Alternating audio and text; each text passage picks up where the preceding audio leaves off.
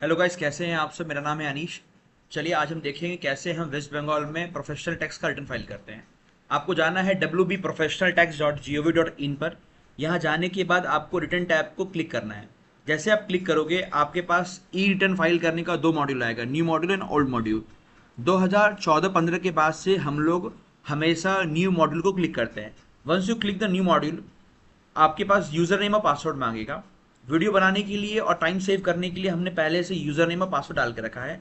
हम सीधे क्लिक करेंगे लॉगिन पर।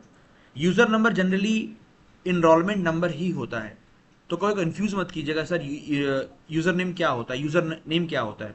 यूज़र नेम जनरली और हमेशा इनरोलमेंट नंबर ही होता है। क्योंकि आज लास्ट डेट है, पोर्टल थोड़ा स्लो काम करेगा। चलते हैं, ये होम पेज है, कंटिन्यू करेंगे। हम चूज करेंगे कौन सा फाइनेंशियल ईयर के लिए हम फाइल करने जा रहे हैं। हम फाइल करने जा रहे हैं 23-24 के लिए। Okay and continue.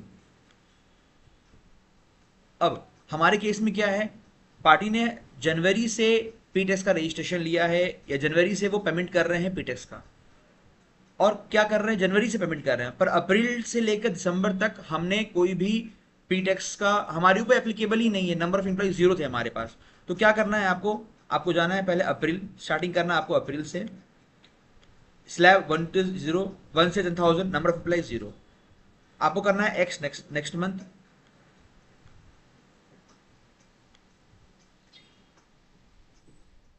Okay since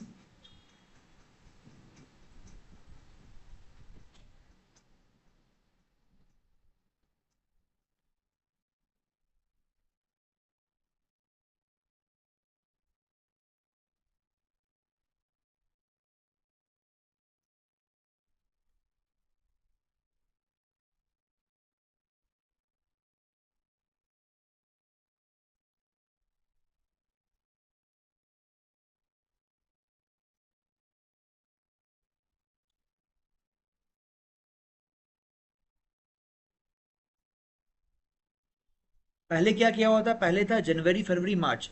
अब मैंने अप्रैल भरा, बीच में जनवरी फरवरी फरवरी मार्च रखा, तो डेटा क्या दिखा रहा था, बार बार एरर दिखा रहा था। तो जब कभी भी आपका हमने पेमेंट किया है from the month of January से मार्च तक, तो इनिशियली आपको क्या करना है, हर मंथ का 1 से लेकर 10,000 इनकम स्लैब में आप नंबर ऑफ एम्प्लॉय जीरो दिखाओ। आपको ऐसा नहीं करना कि 5 स्लैब है तो आप में अप्रैल में 1 से 10,000, 10,000 1 से 15,000, 15,000 1 से 25,000, ऐसा आपको नहीं करना है। आपको सिंपली डेटा फर्निश करना है कि हमारे पास कोई एम्प्लॉय थे ही नहीं उस वक्त में। अगस्त में जीरो, सितंबर, अक्टूबर, नवंबर, दिसंबर, जनवरी। जनवरी में हमारे पास हमने जो पेमेंट किया है 5,000 40,000 से ऊपर पेमेंट किया है, 5 एम्प्लॉय को पेमेंट किया है। देखिए यहाँ ऑटोमेटिकली 200 आ गया फिगर। और जैसे ही हम नेक्स्ट पर क्लिक करेंगे, ये 10,000 1,000 ऑटोमेटिकली यहाँ आ जाएगा। नेक्स्ट, फरवरी से 5 एम्प्लॉय ऑटोमेटिकली आ गया। मार्च ऑटोमेटिकली आ गया। ठीक है, आपको करना है continue. Do you want to save, yes. थोड़ा टाइम देंगे, आगे प्रोसीड कर जाएगा। यहाँ लिखा हुआ है rate of interest is required, calculator is required. Okay,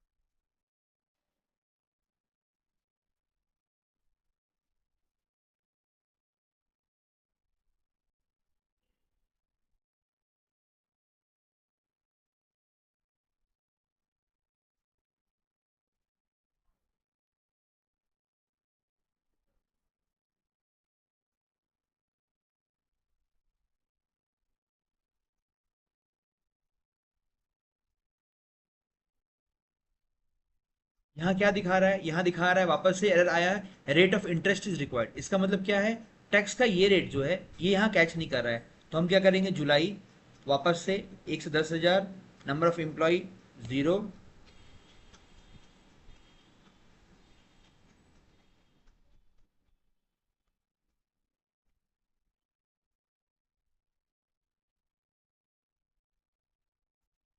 zero आ गया। अगर यहाँ नहीं आ रहा, डेटा नीचे करके लेके आइए, डेटा आ जाएगा। वापस डेटा को सही कीजिए आप। कई बार लास्ट मोमेंट पर काम करने से ऐसा इशू आता है, या कई बार फाइलिंग करते वक्त भी ऐसा इशू हम लोग फेस करते हैं।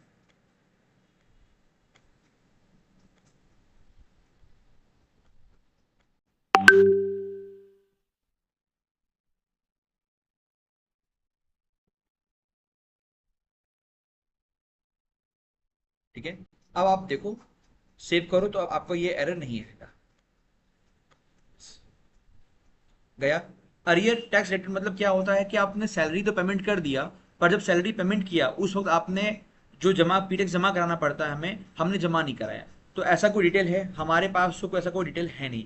अगर होता तो हम भरते फ्रॉम डेट से टू डेट, किस पीरियड का है, कितना डिसबर्स अमाउंट है, अरियर कितना है, वो हम पूरा यहाँ डिस्क्लोज करते अच्छे से। फिर हम मूव करते, क्योंकि हमारे पास कोई डेटा है नहीं तो हम कंटिन्यू करते हैं आगे। Do you want to save? Yes. आगे आएगा पेमेंट डिटेल। पेमेंट डिटेल क्या होता है कि वेस्ट बंगाल का जो पोर्टल है ये ऑटोमेटिकली कैप्चर कर लेता है। अगर आपके पास फिर भी नहीं आता है तो अपने पास वहां ऑप्शन रहता है सर्च करने का, कि जीआरएन नंबर या चालान सर्च करने का अपने पास ऑप्शन रहता है कि जो चालान आपको पोर्टल दिखा रहा है उसके अलावा कोई और अगर आपके पास चालान नंबर है तो आप उसको वहां क्लिक करो। पोर्शन जैसे ये पेज खुलेगा मैं आपको दिखाऊंगा कि कैसे क्या स्ट्रक्चर है, मैं आपको दिखाऊंगा वहां पर। थोड़ा वेट करते हैं। और उसी पेज में एक ऑप्शन और भी है कि अगर आपका फाइलिंग जीरो जीरो है, नील फाइलिंग है, तो वहां टिक करने का ऑप्शन आता है कि भाई मेरा कोई भी पेमेंट नहीं है ड्यूरिंग दिस फाइनेंशियल ईयर। थोड़ा वेट करते हैं, पोर्टल लोड हो रहा है। लोड होते ही हम लोग जाएंगे पेमेंट डिटेल में।